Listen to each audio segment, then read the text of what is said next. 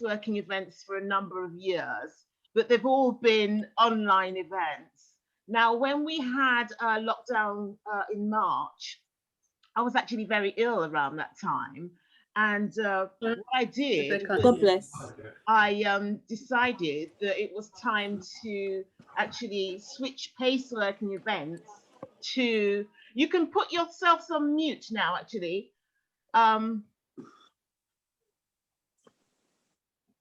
It was time to switch Paceworking events to an online forum. And what I started doing was online workouts together with some talks. And the talks were mainly on health, lifestyle, and well-being. And we've had about at least 20 talks or so. And we've even got some previous speakers here today. Now, today, I'm pleased to say that we're going to welcome Sheena Bhageerutty. Let me say a few words about Sheena, because it's a real privilege to have her on today. Now, Sheena is a registered Associate Nutritionist. She graduated with first-class honours in nutrition and health from Roehampton University. She has also completed an MSc in nutrition for global health at London School of Hygiene and Tropical Medicine.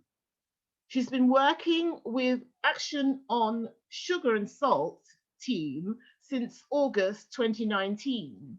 She previously worked as a nutritionist at Mytime Active, delivering MEND sessions.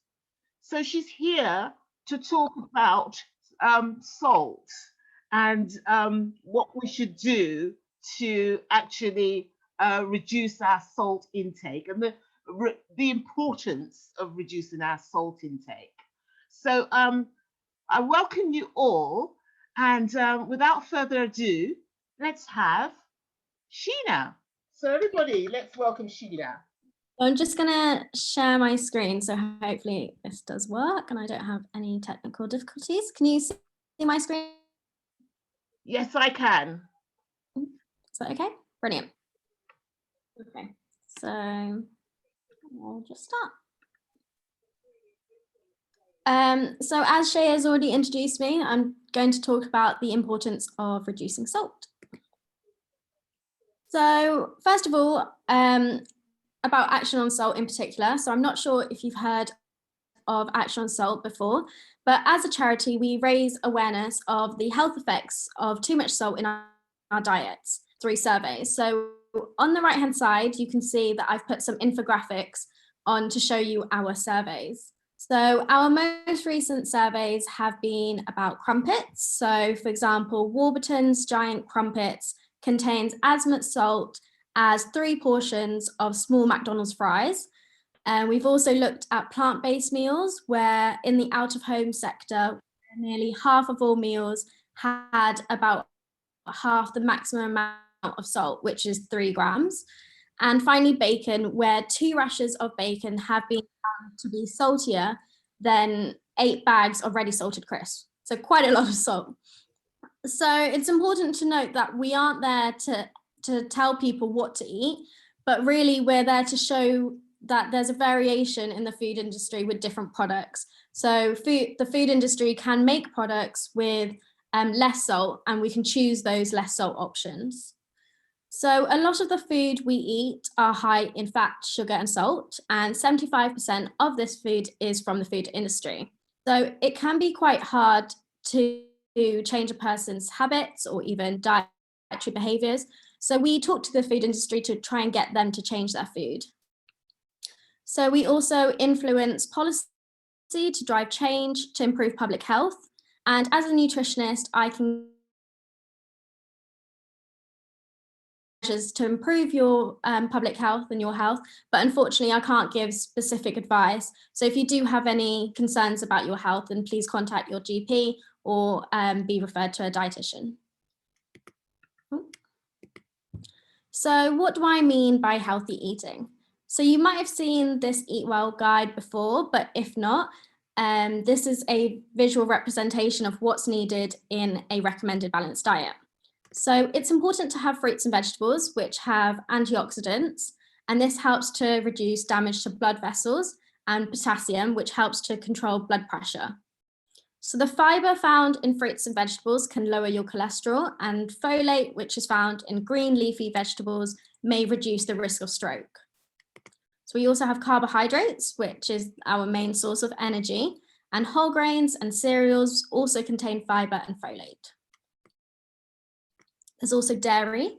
So dairy foods are another source of potassium, but also calcium, which can help control blood pressure, and as well as making your bones and teeth a lot stronger as well. So some people can have or may choose to have alternatives to dairy, and that's completely fine. Just make sure you're choosing the fortified options. And finally, we have protein. So protein's also important for growth and repair of muscles and cells. So on the previous slide, I showed you the Eat Well guide, and in the left-hand corner, it shows the food and drinks which are not essential in a balanced diet. So in the same way, it's important to limit salt, as too much salt can raise your blood pressure. So to reduce your salt, you can read the food labels and choose lower salt options, and I'll talk about this in a second. We also have sugar. So too much sugar can damage your blood vessels, and foods that you may not think is sugary, it may have added sugar. We have saturated fats. So saturated fats can cause high cholesterol. So try and eat mainly polyunsaturated fats or monounsaturated fats or oils and spreads, maybe nut butter or even avocado. And finally, alcohol. So drinking too much alcohol contributes to a number of stroke risk factors, including high blood pressure. So healthy men and women should have no more than 14 units per week. So the biggest question of this presentation, what's wrong in eating too much salt? So eating too much salt is bad for your health. This is because it can raise your blood pressure. And having high blood pressure triples your chances of heart disease and stroke. It's also linked to other health conditions such as type 2 diabetes and kidney disease. And it's also indirectly linked to obesity. So having too much salt then increases your thirst, and this may increase your soft drink. So if we do cut 1 gram of salt from our average daily salt intake, there would be approximately 6,000 fewer deaths from strokes or even heart attacks each year in the UK. So it definitely does have a big impact. So there are several factors which increase our blood pressure, some that you can't change, but some that you can change. So the factors that you can't change are your age, ethnicity, and your gender. So with your age, you might have noticed that your blood pressure increases, but don't worry, there are different ways that you can reduce your blood pressure. So the ones that you can change then is your weight, alcohol, smoking, fruits and vegetables, but also your salt intake. So reducing salt is actually one of the quickest ways to reduce your blood pressure, particularly if you already have high blood pressure. So there's lots of research which supports the fact that salt intake is the major factor increasing population blood pressure. So the strength of the evidence is much greater than any other lifestyle factor. So the evidence that links salt to blood pressure is as strong as linking cigarette smoking to cancer or even heart disease. So how much salt should we be having? So WHO has a recommended maximum salt intake of 5 grams. And in the USA, it's recommended to have 2,300 milligrams of sodium. And USA has taken into account high-risk groups. So these high-risk groups are people from the Black community, people who are elderly, and also people who are hypertensive as well. And this means people that has a high blood pressure. So the UK Nutrition Committee opted for a recommended maximum salt intake of 6 grams, and that's only a teaspoon. But this is because at the time of recommendation, we were already having such a large amount. So our recent survey in March has shown that we are currently consuming 8.4 grams of salt. So this is much higher than the current salt maximum target, which is 6 grams. So now's a question for you. So I want you to think about what kind of foods contribute the most salt to our diet. So this question was asked to over 2,000 people to choose 3 products. And I just want you to think about it and just remember that it doesn't have to be salty to taste salty. So if you want to just call out some answers of what products you think contribute the most salt in our diet, or even put it into the chat function, what do you guys think? I think crisps. Yeah, crisps. Anything else? Processed meats. Maybe. I'd go for ready-made meals.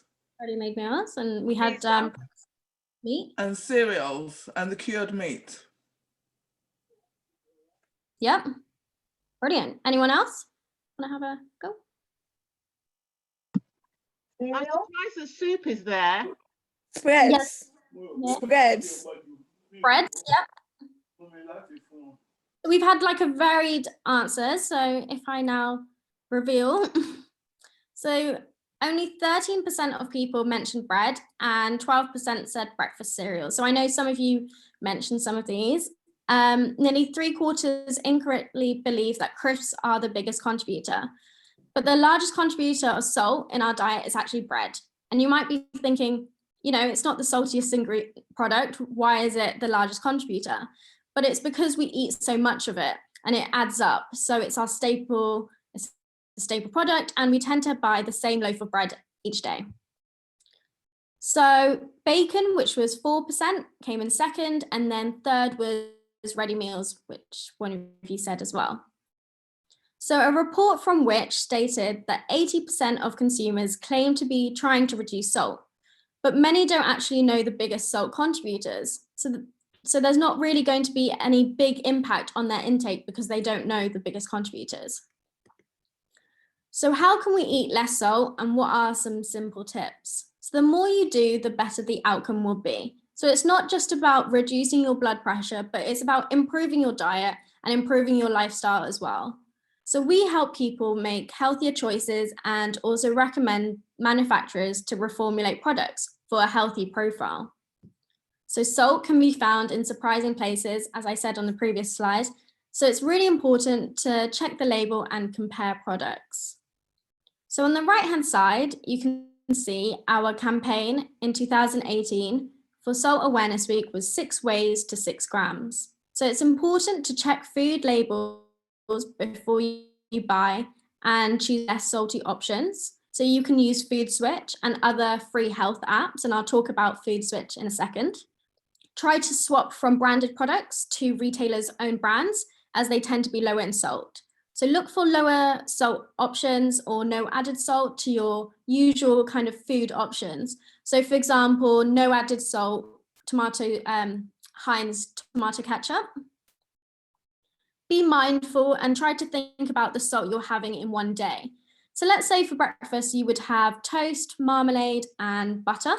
That already adds up to approximately 2 grams. So already just in your breakfast, you're having 1/3 of your daily maximum intake. So try not to add salty ingredients. So for example, cheese, olives, or even ham. Gradually add less salt to your favorite recipes. So your taste buds doesn't actually take long to adapt. It'd be really easy to do it this way. And if you're struggling to reduce salt, try use low sodium salt. So I know some people do say there's a metallic aftertaste if you dip your finger into this low sodium salt, but if you're adding to your food, you won't really taste this. And if you do find it a lot harder to use low sodium salt, my colleague recommended to add the low sodium salt to their normal shaker. So you wouldn't actually realize how much salt you're having, but also you'll be having less sodium. Try to take salt and salty sauces off the table, so you and your family members won't develop the habit of adding salt, and use herbs, spices, garlic, and citrus instead of salt to add the flavor to your food. If you do add or use canned vegetables, beans, or fish, try and drain them and rinse them first, but also use it in water rather than brine or other sauces. So I know sea salt, rock salt, or even Himalayan salt is normally advertised as to be healthier because they have more micronutrients, but also they're more expensive as well. But actually, sea salt, rock salt, Himalayan salt, they all have the same effect of on your body. And so it's exactly the same as having table salt. And if you're going to have a balanced diet anyway, you'll have the micronutrients into your body this way anyway. So as I was saying, Food Switch is a free app, and it's a great app to help you choose healthier choices. So I've just got a little video here that my colleagues have done. Hopefully you can hear this all properly. There are many ways that you can gradually reduce salt in your diet for a healthier lifestyle, and it's surprising how quickly your taste buds can adapt. Food Switch, the free health app, is really useful as it helps you find the lower salt options. Simply scan the barcode of a food and it will instantly give you the colour-coded labels for fat, saturated fat, sugars and salt, as well as healthier swaps within a similar category.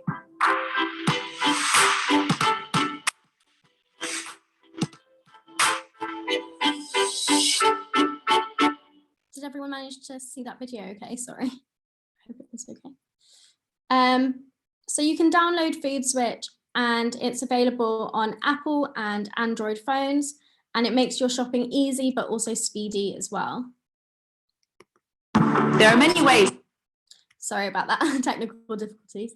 So these are the infographics I've made on social media, and I've just shown here how much salt is in hot chocolate, but also curry paste as well. So if you do want to see more infographics and more categories, please follow us on Twitter or Facebook. So I'll just give you a minute to look at these properly, but otherwise they're on social media.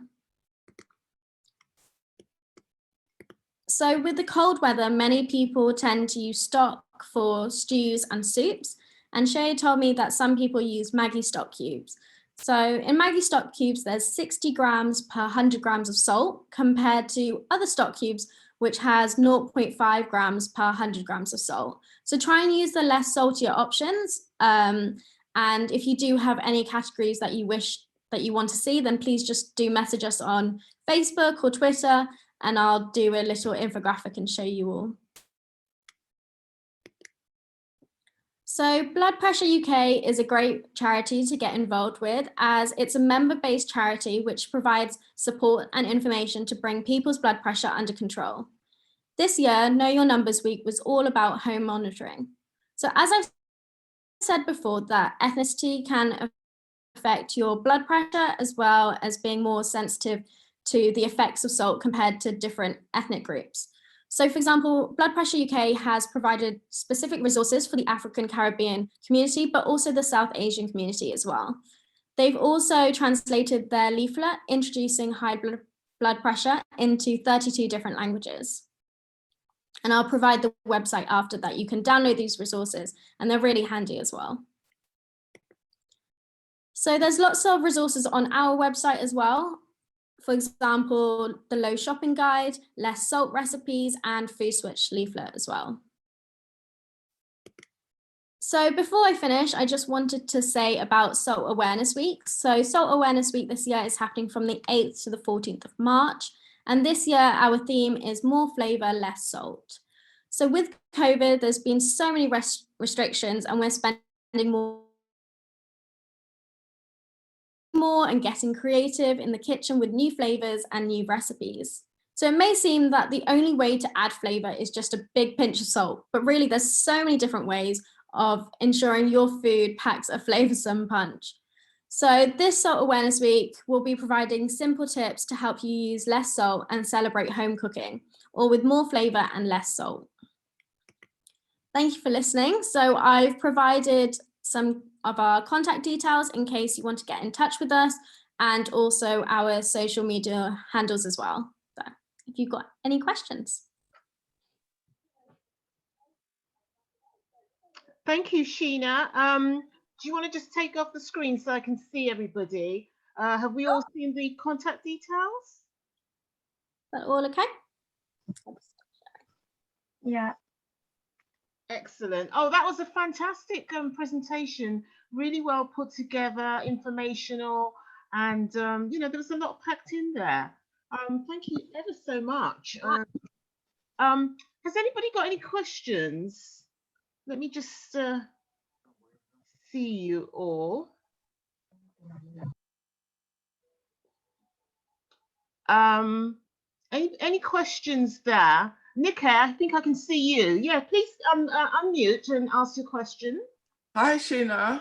Hello. Thank you so much. Honestly, I had to make time to come and listen to this today because I'm just so curious. So yes, one of the things you mentioned about the alternative types of salt. I mean, this is no joke when I say this because Shaya knows I've told her about my journey anyway. So I don't cook with salt. Everything, I absolutely 100% get what you're saying, and I did it cold turkey. Was that hard? Reasons. Sorry? Oh, internet. Was that okay? Yeah. All right. No, that's great. But my question was about the alternative types of salt, because I've a friend of mine. She was told to use not the pink Himalayan one. I think it's the Celtic salt. Is it Celtic salt? But it's one of these other ones because they say that it helps to reduce the furring inside their veins. And I was just curious about that because obviously you're a bit like me actually, we're quite dismissive of the other types. And well, they're still going to do the same thing. And I'm like, oh my God. Because lots of people do say to me, I said, yeah, but I use Himalayan salts. I'm like, okay. But because I didn't know, I just say, oh, okay. But now that you've confirmed it, I just wanted to ask about that particular one. I'm not sure about that particular one, but I mean, I'd say normally have table salt or either low sodium salt. So, for example, low salt is a great kind of brand to reduce your blood pressure, and so it swaps the sodium with potassium. So that's why it's so great of reducing your blood pressure. But that particular one, I can take that on board and I can get back to you if you just give me your email address. I'll be happy to research into that for you. Okay, oh, that's great. Thank you. Yeah, I was like, oh, when you said that. Okay, yeah, that's fantastic. It was a really good presentation. Honestly, I really enjoyed it. Oh, that's great. Good. Yeah, thank you. All right. Okay, that's great. Any other questions? I don't know whether there's any questions in the chat that I've missed. Let me have a look. Oh no questions. People just saying that it's really useful presentation and very informative. Okay, can I ask one more question then? If that go ahead. The 6 grams of salt. Oh, I think. Where you say have the only 6 grams, is it very similar to the one with sugar where they talk about free salt? So you know how you highlighted the fact that there's a lot of salt, a lot of salt in bread and butter and stuff like that. Yep. So do you mean? I don't know if you mean there's free sugar. What I mean is someone's free salt. So what do you mean by free salt? Yeah, I was just wondering if there was any similarity, because obviously you talked a lot about the salt that was added to the foods, but what about the foods that naturally have sodium in them anyway? Yeah, so for example, fruits and vegetables or occurring salts, and so let's say if you weren't going to have processed foods and you were all having natural food, that's completely fine, because just that much of salt would be enough to function your body. So it's not like you need the 6 grams. The 6 grams is just a maximum daily intake, but because the UK is having 8.4 grams, which is so much more than the 6 grams already, that, just to say no processed food wouldn't work for the UK. Yeah. So, it's just having that balance. But really, yeah, we don't need added salt in our diet for our bodies to function. It's just we already have that from naturally occurring salts. So. Okay. All right, that's fabulous. Thank you. Thank you very much. I really enjoyed that. Thank you, Chair, for inviting me. I'm going to have to... I know you got something else. No worries. So, When you reduce sugar, I know you can kind of see the effects. With reduction of salt, how do you know that you're kind of doing well? Is it just the blood pressure thing that will go down? Yeah. Or are there any other kind of signs that you know that you're doing much better? So there isn't any signs, which is why salt is called the silent killer almost, because so many people talk about sugar and, there's direct effects of sugar, that you can have weight gain, or, it has effects to your teeth. But whereas with salt, you don't know unless you're going to check your blood pressure. So that's why Know Your Numbers Week was so much enforcing the fact of home monitoring. So it's important to check your blood pressure to know where you are standing, and Blood Pressure UK's resources are great for that. So there's not kind of effects that you can see so much, except for thirst really, but otherwise it's just checking your blood pressure. Excellent. Yes. All right. Well, that's great. Well, is there anybody else that? One more question. Yeah, please go ahead, Peju. Hi, Sheena. Really informative.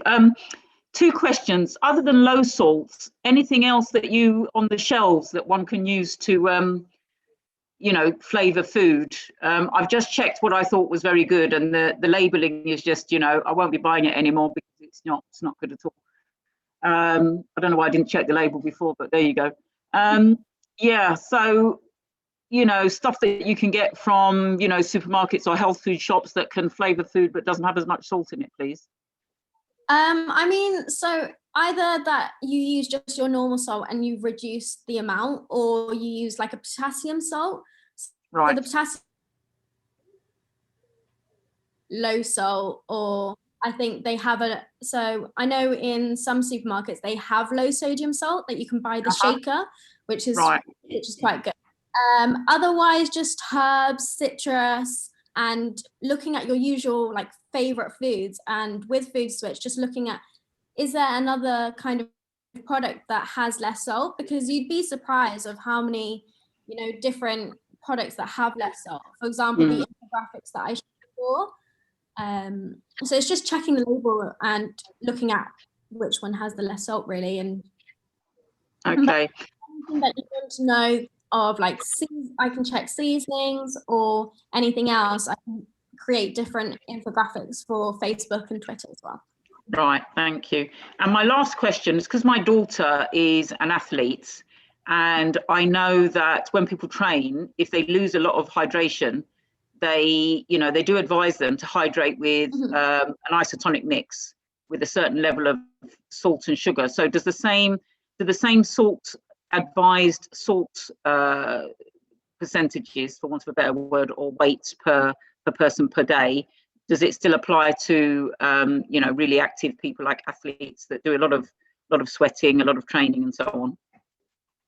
Unfortunately, I won't be able to answer on that, because as a nutritionist, I kind of look at the general population instead of specific groups like athletes. So maybe a dietitian or even someone like a GP might be able to answer your question better. Right, okay. Thank you. Excellent. Now, I was surprised about the bread and the soup. Yeah. Because like in this cold weather, I turn to bread and soup. So, I'm just thinking, oh my God, I'm totally stuffed now. What am I supposed to be doing? Do I look at the different types of breads? Do I look at the different kind of soups? I've never even thought about, just checking the level of salt in soups. And I honestly did not know about bread. Well, with stocks, another way is to make your own stock. So a great way is either, so if you're making chicken stock, that would be from the chicken carcass, but also vegetable stock. So when you're doing your cooking, you would just put all your vegetable peelings in a saucepan, and then you fill it with hot water and you'd let it boil, and it would infuse the flavors. So if you don't want to do it just then, you would put all your vegetable peelings in a Ziploc bag and put it in the freezer. And then when you've collected enough, you can make your own stock that way. And it's so much more better and flavoursome than buying stock, really. So, and that you can use in your soups. So what about the salt in bread? I've never looked at labeling of bread. Do they actually put that there's salt there? Do they put their sodium in there? I've never really looked. Yeah, so the salt in bread is mainly for technical reasons. So it's to do with the yeast, but in some breads, there's a lot more salt that doesn't have to be added. So yeah, so you can use it with Food Switch again, or just try and reduce your intake. So whether you're having it, so many times a day, and maybe you can reduce it and have another kind of carbohydrate or something else instead. Excellent. Okay, I've got one question in the, is that D-Win? Can bloating be related to high salt intake? That's D-Win that's put in the chat there. Just thinking aloud here, as Na+ has high ionic bond from what I recall from A-level chemistry days. So can you see the chat, Sheena? I mean, the last time I did A-level chemistry was quite a few years ago now, so I'm just trying to think back as well. I mean, having high salt intake anyway is just, it can be quite harmful for you in terms of different diseases, but also, as I mentioned before, about obesity, stomach cancer, and everything else. In terms of bloating specifically, I wouldn't be so sure, and I can again look this up and maybe try and get back to you. I don't want to say anything that couldn't be the correct information. No, that's fine. All right, I think that wraps up. Have I answered, have all the questions been answered? I think we have now. So, no, that's absolutely great. I'm really, love that presentation, and